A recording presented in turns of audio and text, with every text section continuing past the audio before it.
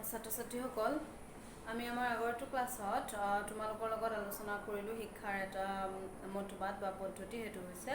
প্ৰচেষ্টা আৰু শিক্ষণ পদ্ধতি আৰু প্ৰচেষ্টা আৰু শিক্ষণ পদ্ধতিৰ গোটেইখিনি সম্পৰ্কে আমি আলোচনা কৰিলো তাৰ যেটো পৰীক্ষা আছে পৰীক্ষা তাৰ পিছত ইয়াৰ উপযোগিতা সম্পৰ্কে বা শৈক্ষিক তাৎপৰ্য সম্পৰ্কে এই গোটেইখিনি আমি অলৰেডি ডিসকাস কৰিলো এতিয়া আমি আমাৰ পাঠ্যপুথি দিয়া দ্বিতীয়টো যেটো মতবাদ বা আমাৰ পদ্ধতি হেতু সম্পৰ্কে আমি চাবলৈ লৈছো হেতু হৈছে সোৱা সামগ্ৰিকতাবাদ বা ইয়াৰ আন এটা নাম হৈছে গেষ্টাল্টবাদ সামগ্ৰিকতাবাদ বুলি কোৱা হয় বা ইয়াক গেষ্টাল্টবাদ বুলিও কোৱা হয় এতিয়া এই সামগ্ৰিকতাবাদ বা গেষ্টাল্টবাদ ইয়াৰ এই গেষ্টাল্ট শব্দটো ক'ৰ উৎপত্তি হৈছে দিছে সোৱা গেষ্টাল্ট শব্দটো হৈছে এটা জাৰ্মান শব্দ সোৱা গেষ্টাল্ট শব্দটো হৈছে এটা জাৰ্মান শব্দ যাৰ অৰ্থ হৈছে সম্পূৰ্ণ আকাৰ বা গঠন গেষ্টাল্ট শব্দটো অৰ্থাৎ সামগ্ৰিকতাবাদ ধাৰণাটো গেষ্টাল্ট শব্দৰ পৰাই আহিছে গতিকে এই গেষ্টাল্ট শব্দটো এটা জাৰ্মান শব্দ যেটো ওৱান মাৰ্কছ কোৱেশ্চনত ম্যাক্সিমাম টাইম ৰিপিট হয় এটো হৈছে এটা জাৰ্মান শব্দ যাৰ অৰ্থ হৈছে সম্পূৰ্ণ আকাৰ বা গঠন অংশ নহয় আসলে সম্পূৰ্ণ টোটাল ঠিক আছে সম্পূৰ্ণ আকাৰ বা গঠন হৈছে গেষ্টাল্ট শব্দটোৰ অৰ্থ এতিয়া আমাৰ ইয়াত পাঠ্যপুথি দিছে গেষ্টাল্টবাদ তত্ত্বটো কোনে উদ্ভাৱন কৰিছিল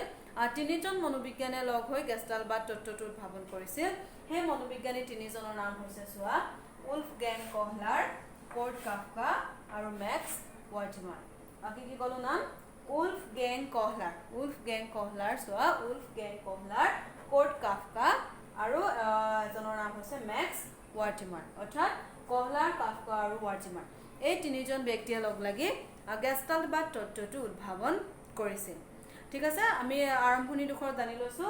যে জাৰ্মান শব্দ যাৰ অৰ্থ হৈছে সম্পূৰ্ণ আকাৰ বা গঠন এটা one marks common question then Wolfgang Kohler Kurt Koffka আৰু মেক্স ওয়াৰ্টিমাৰ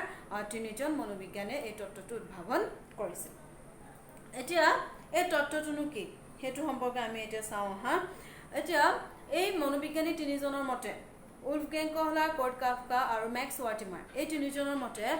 আমি যেতিয়া কোনোবা এটা বস্তু প্ৰত্যক্ষ কৰো তাৰমানে চাও আমি যেতিয়া কিবা এটা বস্তু চাও তেতিয়া হলে আমি সেই বস্তুটো চাওতে অংশকৈ আমি কেতিয়াও নাচাও অৰ্থাৎ পাৰ্ট কে নাচাও আমি সম্পূৰ্ণ বস্তুটো চাও আমি হঠাতে কোনোবাজন মানুহক দেখিলো মানুহজনক দেখাৰ লগে লগে আমি কি কৰো আমি গোটেই মানুহজনক দেখো ঠিক আছে আমি এই মানুহজনৰ অংশ বিশেষ বা পাৰ্ট কে আমি কেতিয়াও নাচাও গতিকে এই তিনিজন মনোবিজ্ঞানীৰ মতে কহলা কাফকা আৰু ওয়াৰ্টিমাৰৰ মতে যেতিয়া যিকোনো ব্যক্তিয়ে হওক বা অন্যান্য জীৱ-জন্তুৱে হওক কিবা এটা বস্তু প্ৰত্যক্ষ কৰে অৰ্থাৎ চাই তেতিয়া সেই বস্তুটো তেওঁলোকে সম্পূৰ্ণৰূপে চাই পাৰ্টকে বা অংশকৈ কেতিয়াও তেওঁলোকে প্ৰত্যক্ষ নকৰে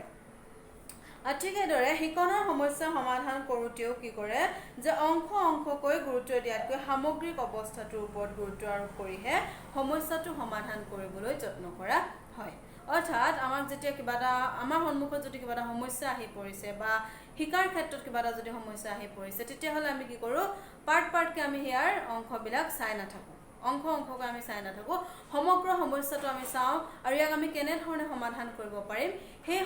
সামগ্ৰিকভাৱে লক্ষ্য কৰাৰ পাছতহে আমি সমস্যাটো সমাধান কৰিবলৈ যত্ন কৰো গতিকে এইটোৱে হৈছে সামগ্ৰিকতাবাদ অৰ্থাৎ সামগ্ৰিকতাবাদ তোমালোকে এটা কথা স্পষ্ট ৰূপত মনত ৰাখিব লাগিব সামগ্ৰিকতাবাদ মানে হৈছে সমগ্ৰ মানে হৈছে কি সম্পূৰ্ণৰূপে যেতিয়া আমি যিকোনো এটা কাৰ্য চাও এটা সমস্যা সমাধান কৰিবলৈ লৈছো সম্পূৰ্ণ সমস্যাটো আমি চাইছো গতিকে হেতুৱে হৈছে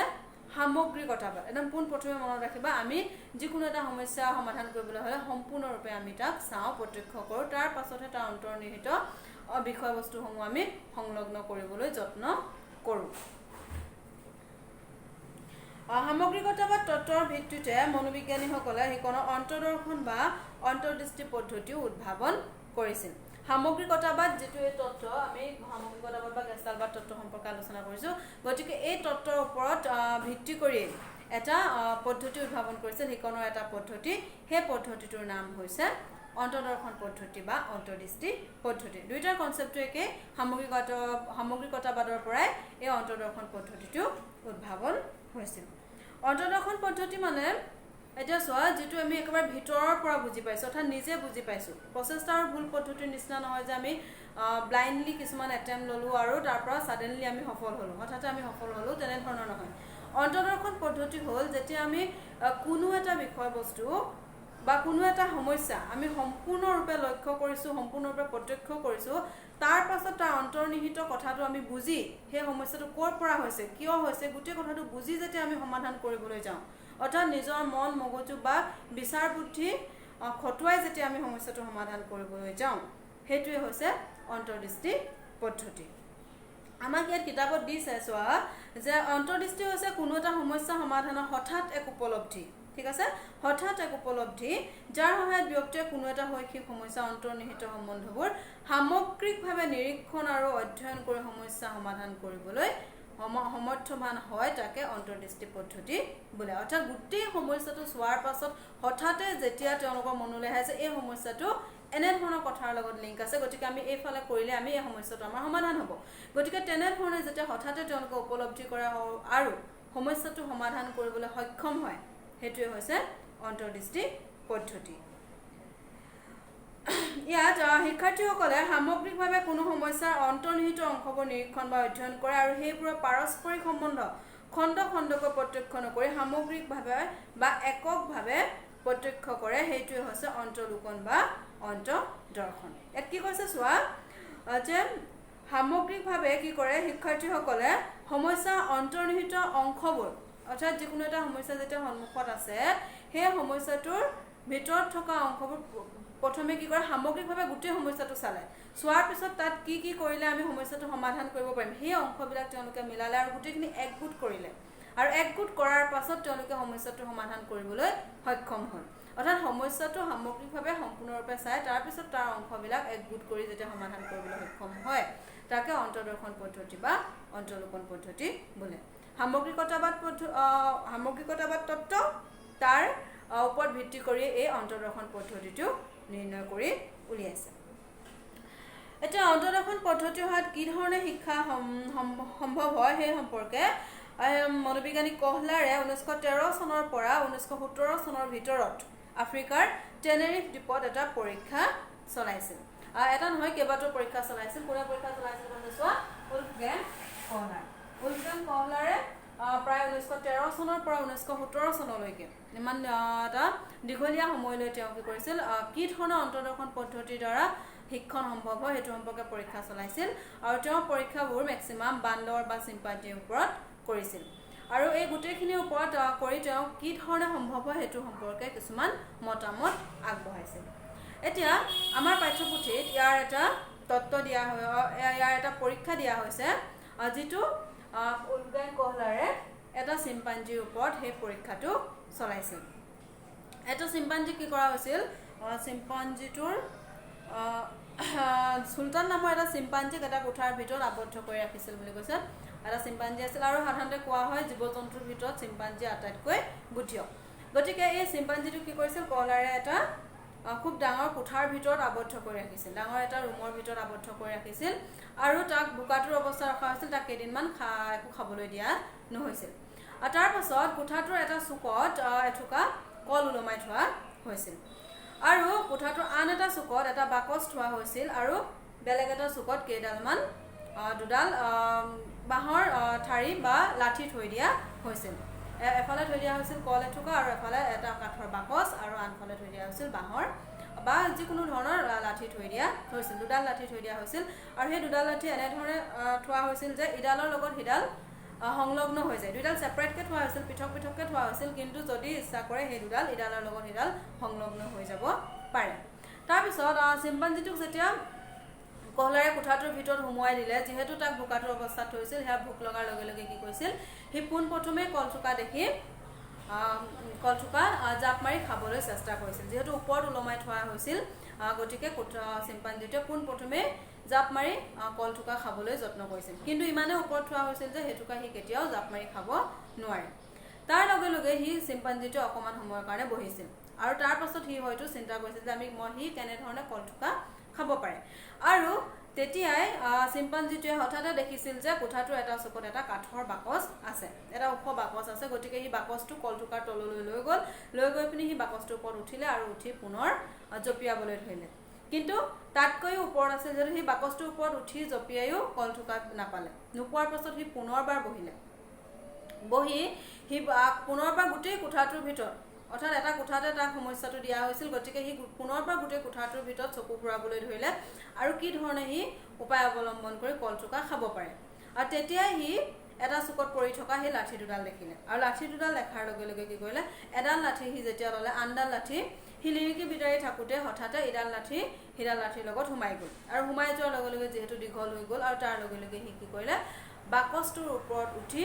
লাঠিডালেৰে হাকুটিয়াই সেই কলথোকা পাৰি খাবলৈ সক্ষম হ'ল। গতিকে ইয়াৰ দ্বাৰাই কহলাৰে কৈছে যে জীৱ জন্তু বা মানুহে যেতিয়া যিকোনো এটা সমস্যামূলক পৰিস্থিতিত পৰে তেতিয়া সেই সমস্যামূলক পৰিস্থিতিটোৰ চাৰিওফালে চাই, অৰ্থাৎ সম্পূৰ্ণৰূপে চাই সেই সমস্যাটো সমাধান কৰিবলৈ যত্ন কৰে। গতিকে এইটোৱে হৈছে এটা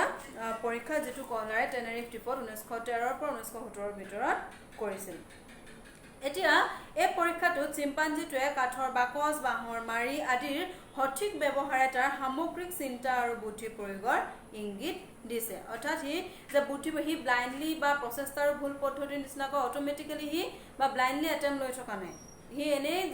জঁপিয়াই থকা নাছিলে। সি তাৰ বুদ্ধি প্ৰয়োগ কৰি কি ধৰণে কৰিলে সি কলথোকা খাব পাৰে, সি চিন্তা কৰি গোটেই কামখিনি কৰিছিলে। গতিকে ইয়াৰ পৰাই কৈছে যে ইয়াৰ সামগ্ৰিক চিন্তা আৰু বুদ্ধি প্ৰয়োগৰ ইংগিত বহন কৰিছে আৰু ইয়ে হৈছে অন্তৰ্দৰ্শন বা অন্তৰ্দৃষ্টি পদ্ধতিৰ জৰিয়তে হোৱা শিকন।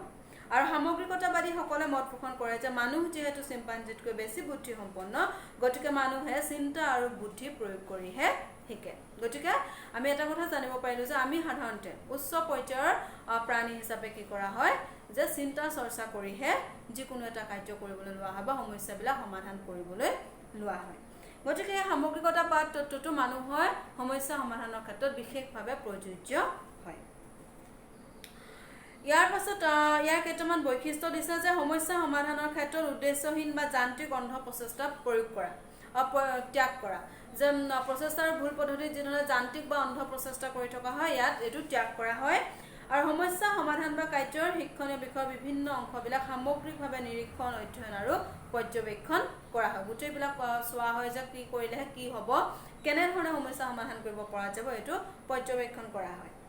আৰু সমস্যা বা কাৰ্য শিক্ষণীয় বিষয়ৰ বিভিন্ন অংশৰ মাজত অন্তৰ্নিহিত সমন্বয় সাধন কৰা। যেতিয়া আমি গম পালোঁ যে এইটো সমস্যা এইটো বস্তুৰ লগত কানেক্টেড হৈ আছে বা লিংক হৈ আছে, তেতিয়া সেই গোটেইকেইটা লিংক এইটো পাৰ্ট গোটেইকেইটা পাৰ্ট কি কৰা হয়, সংযোগ কৰি সমস্যাটো সমাধান কৰিবলৈ যত্ন কৰা হয়। যিমানকেইটা মানে সামগ্ৰিকভাৱে আমি দেখিলোঁ এইটো কথাৰ লগত এইটো কথা জড়িত হৈছে, এইটো কথাৰ লগত এইটো কথা জড়িত হৈছে, কেনেকৈ জড়িত হৈছে, গোটেইখিনি কথা জনাৰ পাছত কি কৰা হয়, সেইখিনি সংযোগ কৰি সমস্যাটো সমাধান কৰিবলৈ যত্ন কৰা হয়। আৰু তাৰ পাছত আকস্মিকভাৱে লক্ষ্যত উপনীত হোৱা বা সমস্যা সমাধানৰ উপায় উদ্ভাৱন কৰা। যেতিয়া আমি গোটেই অংশকেইটাক সংযোগ কৰিব পাৰিম, সঠিকভাৱে উপযুক্তভাৱে যেতিয়া আমি সংযোগ কৰিব পাৰিম, তেতিয়া আমাৰ সমস্যাটোৰ সমাধানৰ উপায়টো ওলাই আহিব।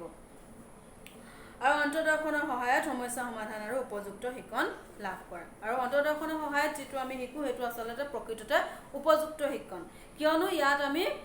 সম্পূৰ্ণৰূপে নিজৰ বুদ্ধি প্ৰয়োগৰ দ্বাৰা, অৰ্থাৎ নিজৰ মগজু প্ৰয়োগৰ দ্বাৰা আমি সমস্যাটো সমাধান কৰিবলৈ পাৰোঁ। আৰু এনেধৰণে যেতিয়া আমি সমস্যা এটা সমাধান কৰোঁ, সেই সমস্যাটো আমি যদি নেক্সট টাইম আমি সেই তেনেধৰণৰ সমস্যাত পৰোঁ, তেতিয়াহ'লে আমাৰ সেই সমস্যাৰ পৰা ওলাবলৈ বেছি সময় নালাগে, যিহেতু আমি অলৰেডি এনেধৰণৰ কাম এটা কৰি থৈছোঁ বা শিকি থৈছোঁ। গতিকে এইকেইটা হৈছে অন্তৰ্দৰ্শন পদ্ধতি বা সামগ্ৰিকতাবাদ তত্ত্বৰ কেইটামান বৈশিষ্ট্য। গতিকে ছাত্ৰ ছাত্ৰীসকল আজিলৈ তোমালোকক ইমানখিনিয়ে আলোচনা কৰা হ'ল। ইয়াৰ পাছত অন্তৰ্দৰ্শন পদ্ধতিৰ আৰু এটা আমাৰ ক্লাছ লাগিব, কেইটামান পইণ্ট আছে, আমি সেইখিনি আলোচনা কৰিম। আজিৰ শ্ৰেণীটোত তোমালোকে অন্তৰ্দৰ্শন পদ্ধতি মানে কি আৰু সামগ্ৰিকতাবাদ তত্ত্ব মানে কি বুজি পালা, কেনেধৰণে কিমানখিনিলৈকে বুজিব পাৰিলা, সেইটো সম্পৰ্কে তোমালোকে মোক এটা ভইচ মেছেজ প্ৰতিজন ছাত্ৰ ছাত্ৰীয়ে এটা ভইচ মেছেজ মোৰ পাৰ্চনেল নাম্বাৰত চেণ্ড কৰি থবা। ঠিক আছে, ধন্যবাদ।